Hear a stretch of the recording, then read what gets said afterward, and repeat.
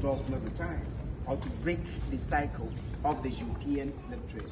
We named Draw of Return on 1st August 1998, 25, almost 26 years ago, when Ghana celebrated first Emancipation Day. In fact, Ghana, we copied Emancipation Day celebration from Jamaicans, because 1997, our former president, late Jerry John Rawlings, was invited by Jamaicans to be the guest of honor for their Emancipation Day celebration.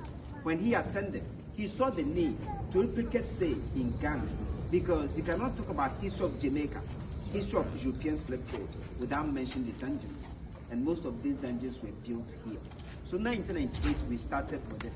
The maiden one was historic and symbolic, because two caskets contained skeletal remains, bones of two descendants died and buried. Madam Crystal from Jamaica, Samuel Cousin from New York. They exhumed their remains, thrown them to Accra. They boarded a car from Accra to Fort Amsterdam, abandoned. When they got to Fort Amsterdam, they said, no, we are not going to go by road again. Rather, we go by the sea, like the way our ancestors left. So they put a casket on canoes, paddle, back there.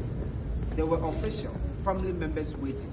When they arrived, they received the casket from them, brought them to the door, to the courtyard. And the very moment they brought the remains to the door, the jinx of dog no return got broken. They had a ceremony here, dubbed Great Homecoming. And right after the ceremony, they drove the remains to Asen Manso for reburial. Asen Manso is a town on the way to Kumasi. There's a river there called Ancestral Slave River. When they were bringing the captives, when they got to Asen Manso, the riverside, they stopped them, shaved them, gave them back, polished them with shebata, we call it imbuto. So those who are somehow old, weak, with some gray hairs, will look younger, attractive, for higher prices in the dungeons.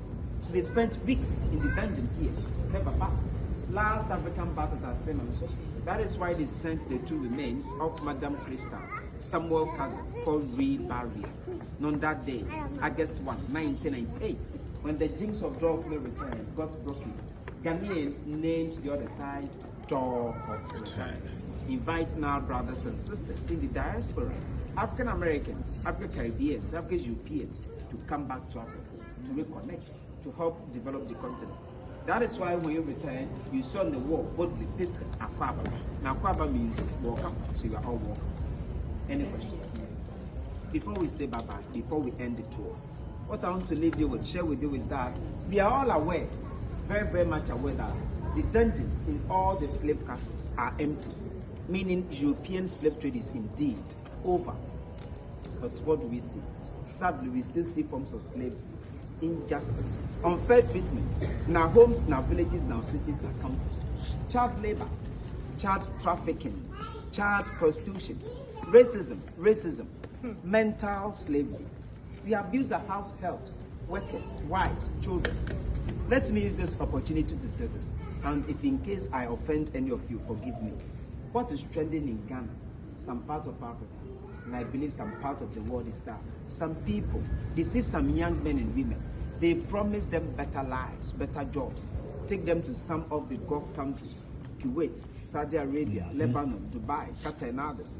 And these same people who promise them better lives, when they take them there, they seize their passport. Some of them work, they don't pay them. Some of them are beaten mercilessly by their employers. Some of them are raped by several men a day. Some of them are even killed. Some of them, when they narrate, when they tell you their stories, you realize that the kind of treatment, the kind of pain, the kind of agony some of them go through in those countries, it's not that different from what happened in the dungeons here. So you should go out, do our best, and ensure that slavery and slave trade would never and ever occur again, in any way, in any form, against any of the races. Because we may not know the next perpetrator and the next victim. I don't believe that any of us here would like to be a victim of slavery or slave trade.